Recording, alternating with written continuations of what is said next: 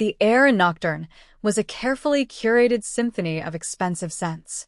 Aged leather from the banquettes, the sharp, botanical bite of artisanal gin, and the ghost of 1,000 different perfumes mingled under the low, golden light. It was the smell of money, so thick you could almost taste it. Crystal glasses chimed a delicate counterpoint to the low murmur of conversation, a sound as polished and controlled as the clientele. From his secluded corner booth, Rio watched the performance with a profound sense of detachment. The city sprawled below the panoramic window, a glittering, indifferent beast he had long ago tamed. Beside him, his lieutenant, Daiki, sat with the stillness of a predator at rest, his presence a silent wall of loyalty and violence. Rio traced the rim of his whiskey glass, the condensation cold against his skin. He was a king in his castle of glass and steel, yet a ghost haunted the throne. The faces in the restaurant were a blur of predictable ambition and feigned sophistication. They were all playing a part. He knew the feeling. His own life was a meticulously constructed role, a cage built of power and silence. Then he saw her, a waitress, moving through the gilded room with an economy of motion that was almost unnerving. She wasn't flustered by the entitled patrons or intimidated by the oppressive opulence. There was a quiet dignity in her posture, a straightness to her spine that seemed to defy the very gravity of the room. Her name tag, he noted with a flicker of interest, read Reina. She was an anomaly, a piece that didn't fit the puzzle. Most people in his world either groveled or postured. She simply existed, self-contained and resolute. A flicker of something ancient and forgotten stirred within him. Not desire. Not yet. It was curiosity, a dangerous and unwelcome sensation. He watched her handle a belligerent customer, her expression unreadable, her voice low and calm, de-escalating the situation with an authority that belied her station. She was a survivor. He recognized the look. It was the same one he saw in his own mirror every morning. Dangerous. He and his men were discussing a shipment, the words coded and quiet, when she approached their table. The air grew still, the ambient chatter of the restaurant seeming to recede into a distant hum. Daiki's hand, which had been resting on the table, subtly shifted closer to his side. Rio watched her, his eyes narrowed, dissecting her composure. She met his gaze without flinching, her own eyes dark and steady. "Are you ready to order, or would you like another moment?" she asked, her voice a cool, level tone that cut through the tension. One of his younger, brasher associates scoffed. "We'll order when we're ready." Rio raised a hand, silencing the man. He wanted to see what was behind that placid mask. He wanted to scratch the surface and see if the steel he suspected was really there. He leaned forward slightly, the golden light catching the sharp planes of his face, and switched to his native tongue, the words flowing like silk laced with poison. "A woman like you doesn't belong here," he said, the insult deliberately cruel, aimed at her race, her gender, her perceived station. "You should be grateful we allow you to serve us. Now bring more water and don't interrupt again." He watched for the flicker of fear, the sting of humiliation, the break in her composure. He expected tears or anger or a hasty retreat. He got none of it. "And just for a moment, my beautiful souls, let's pause. Take a deep breath with me. Can you feel that tension? If you're enjoying this story and want to see where this electrifying moment leads, please consider hitting that like button and subscribing to the channel. Your support means the world and helps us keep creating these little escapes for you. Okay, got your tea? Cozy? Good. Let's drop right back into that deafening silence." Reina didn't look away. Her gaze remained locked on his, and for a terrifying second, Rio felt like he was the one being analyzed, stripped bare, and found wanting. The universe seemed to shrink, containing only the two of them at this small island of a table. The carefully constructed world of Nocturn, with its clinking glasses and whispered secrets, vanished. There was only the charged space between them. A ghost of a smile, so faint it was more a premonition than an expression, touched her lips. It wasn't a smile of mirth or submission. It was something far more chilling. It was the smile of a player who had just revealed a winning hand. The silence stretched, becoming a weapon in her hands. Daiki shifted, his body coiled like a spring, sensing the sudden, inexplicable shift in power. Ryo's men looked between them, confusion warring with ingrained obedience. Then she spoke. Her voice was no louder than before, but it detonated in the quiet with the force of a bomb. 3 words, delivered in perfect, unaccented English that was somehow more damning than any foreign curse. Remember the docks, Electric. The words hung in the air, shimmering with unspoken history. Docks, blood, fire. A memory he had buried under a mountain of wealth and years of ruthless control, a night that had forged the man he was and damned the man he could have been. It was his foundational sin, a secret known to only a handful of men, all of them dead or sworn to an unbreakable silence. And this woman, this waitress, had just served it to him on a silver platter. The blood drained from his face. His breath caught in his throat. It was as if she had reached into his chest and squeezed his heart. The entire restaurant, the entire city, froze on its axis. He saw it then, behind the calm facade, the burning embers of a past he thought he had extinguished. Liar. He was staring into the eyes of a ghost. He dismissed his men with a single, sharp gesture. They vanished without a word, melting back into the shadows they occupied, leaving a wake of confused silence. Daiki remained, a silent statue of concern by the booth, but Ryo waved him away too. Leave us, the command was quiet, but it held the unyielding force of a fissure-splitting solid rock. Daiki hesitated, his gaze flicking from his boss's pale, rigid face to the unnervingly calm woman who had caused this rupture. He gave a slight, almost imperceptible bow and retreated to the bar, his eyes never leaving them. The opulent restaurant was full, yet the booth felt like a vacuum, a pocket of dead air where the normal rules of reality no longer applied. Ryo stared at Reina, his mind racing, trying to connect impossibles. The docks. That meant she knew about her father. She knew about the betrayal, the ambush, the night that had cost him everything and given him everything in return. "Who are you?" he finally managed to ask, his voice a raw rasp. "My name is Reina," she replied, her composure absolute. "But you already knew that. You just didn't know it mattered." Her defiance was a physical force, pushing back against the crushing weight of his aura. He had built an empire on his ability to intimidate, to unnerve, to control every interaction. Yet here, he felt completely unmoored. "How do you know that name?" "That place," he demanded, leaning forward, his hands clenched into fists on the polished table. "Some stories don't die just because the men who live them do," she said, her words laced with a philosophical weight that was jarringly out of place. "They just get passed on. They become ghosts. And my father was a very good storyteller." There it was. The confirmation. The daughter of the man he'd respected, the man he'd been forced to kill. This wasn't a random encounter. This was an assassination of a different sort, aimed not at his body, but at the foundations of his soul. "Meet me after your shift," he commanded, his voice low and dangerous. "Or this place becomes ash." The rest of her shift passed in a blur of forced normalcy. Reina moved through the restaurant on autopilot, her body performing the familiar dance of serving and clearing while her mind was miles away, in a cold, glass tower overlooking the city. She refilled wineglasses, described dessert specials, and smiled with an ease that felt like a betrayal of the raging inferno within her. Each clink of silverware, each burst of laughter from a nearby table, was a grating reminder of the world that continued to spin, oblivious to the fact that her own had just tilted on its axis. This was it. The culmination of years of planning, of whispered stories from a dying father, of a promise made over a shallow grave. Her father hadn't just taught her stories, he had trained her.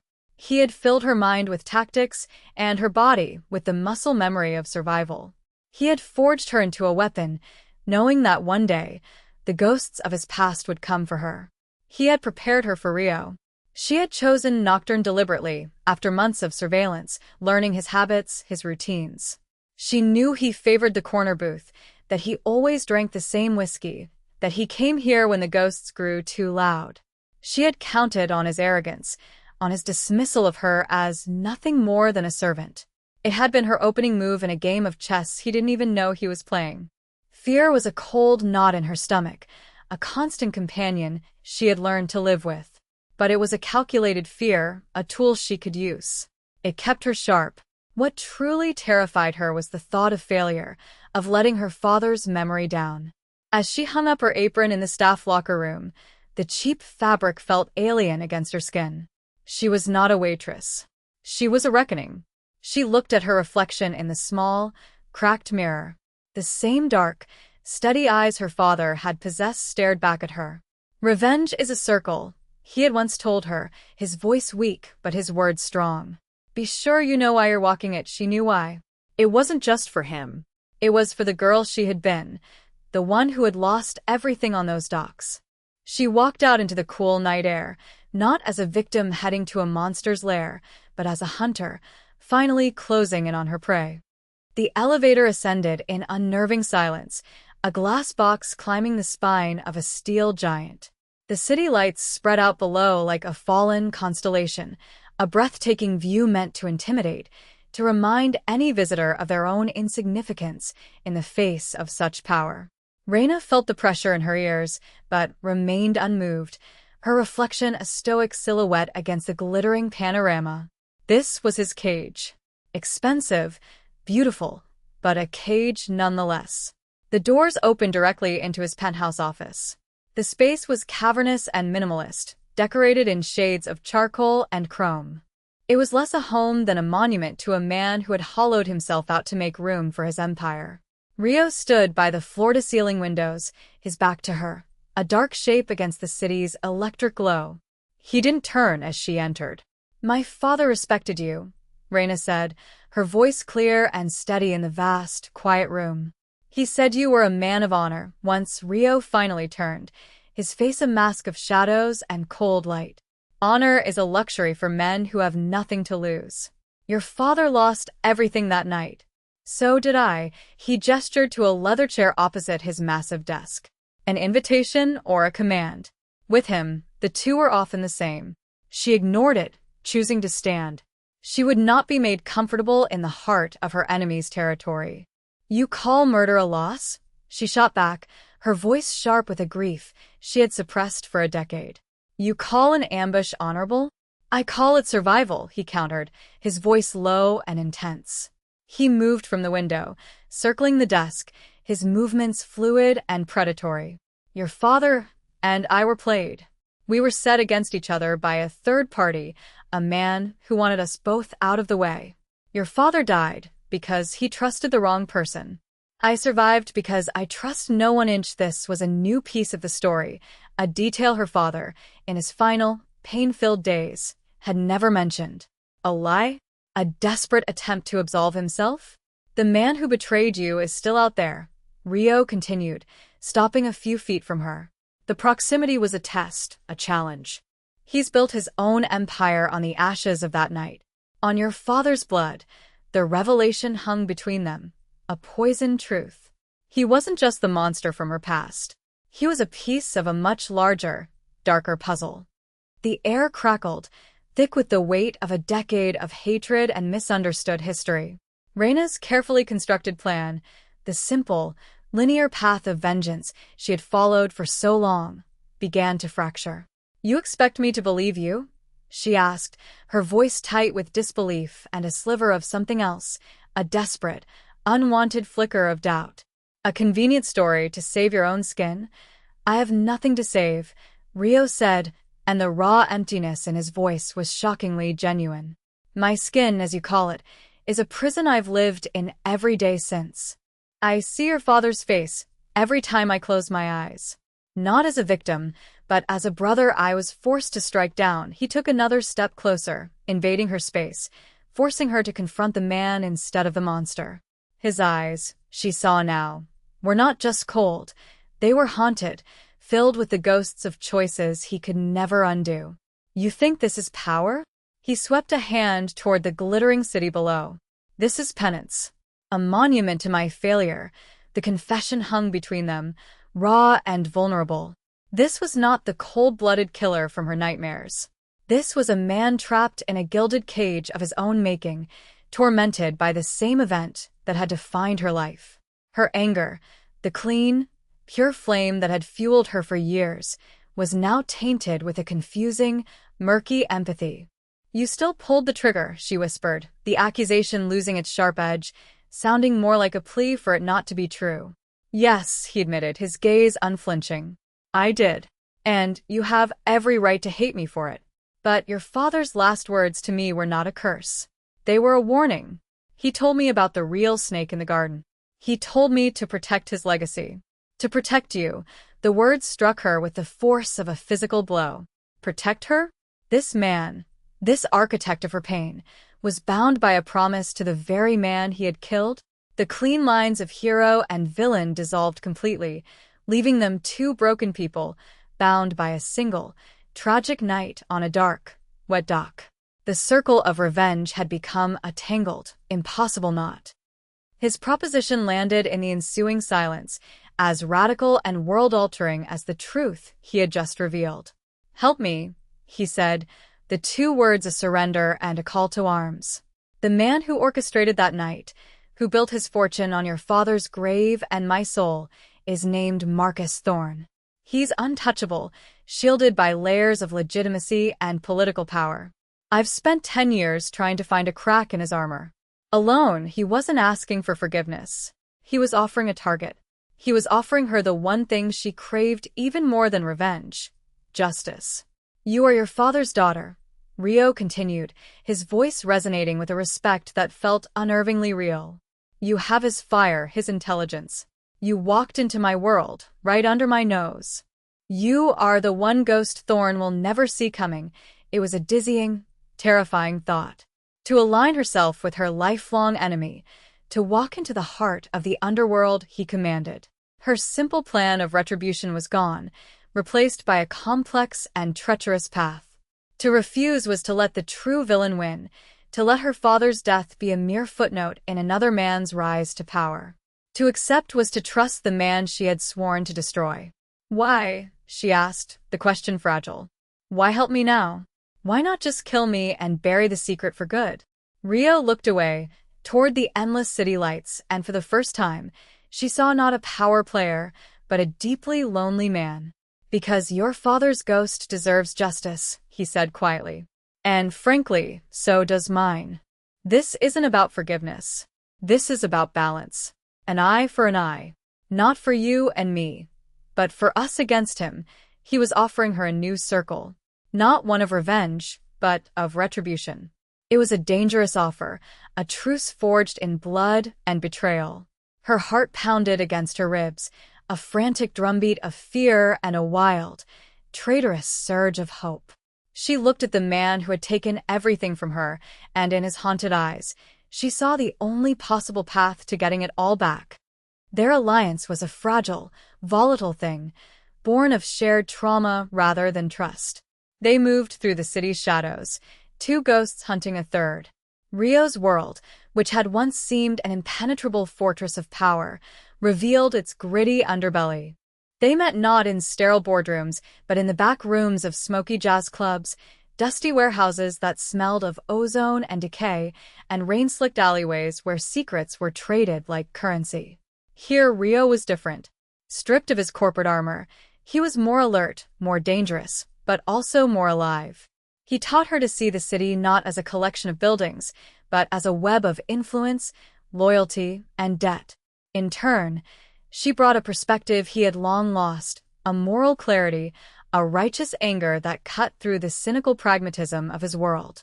She questioned his methods, challenged his assumptions, and refused to let him forget the human cost of the game they were playing. Daiki watched their interactions with a quiet, knowing intensity. He saw the way his boss looked at Reina, not with the cold calculation of an asset, but with a protective reverence he hadn't shown for anyone. He saw the way Reina pushed back, unafraid, and how Rio, for the first time in a decade, seemed to welcome the challenge. One night, huddled over blueprints in a safe house, the city a distant hum, the tension between them shifted. "He used to bring me to places like this," Reina said softly, tracing a line on the map. "My father." He said you learn more about a man from the state of his warehouse than the size of his office. Rio looked up from the plans, his gaze softening. He was right. He always saw the truth of things. In that small moment of shared memory, the chasm between them narrowed. They were not just allies. They were the last two people on Earth who truly understood the man they had both, in their own ways, lost. The slow burn of their connection was not a gentle flame. It was the intense, silent heat of two forged steel wills slowly, hesitantly, beginning to bend toward each other in the crucible of their shared quest. The cage of his penthouse was a distant memory. Here, in the dirt and the danger, they were finding a strange, perilous kind of freedom. The end came not with a bang, but with the quiet click of a lock. They found the evidence they needed, an old ledger, hidden in a place of sentimental value to Marcus Thorne, a place from before he was a monster. It detailed the betrayal, the payment, the entire conspiracy laid out in cold, hard numbers. It was the key to his undoing. The final confrontation took place in the ruins of an old shipyard, a place of rust and ghosts, eerily similar to the docks that had started it all. It was a fitting arena for the end of a story that began with fire and water. Thorne, cornered and exposed, was not a cackling villain but a pathetic, desperate man whose greed had consumed him. He tried to bargain, to threaten, to turn them against each other one last time. But the bond between Reina and Rio, forged in the fires of their shared past, was now unbreakable. There was a fight, brutal and swift, but the true victory was not the physical defeat of Thorne, but the emotional catharsis it brought. As Thorne was taken away by forces Rio had quietly put in motion, the cycle of vengeance finally broke. The ghosts of the past, sated with justice, began to fade. In the aftermath, standing on the pier as the first light of dawn painted the sky in hues of gray and rose, a profound peace settled between them. The air was cold, but for the first time, it didn't feel lonely. "It's over," Reina whispered, the words carrying the weight of a lifetime. "No," Rio said, turning to face her. The rising sun caught his face, chasing away the last of the shadows. "It's just beginning." He reached out, not to take, but to offer, and gently brushed a stray strand of hair from her cheek. His touch was not possessive, but reverent. In that moment, they were not a mafia boss and his victim's daughter. They were not enemies or allies. They were just two survivors, standing at the edge of a new day, the ruins of their pasts turning to ash behind them, ready to build something new together.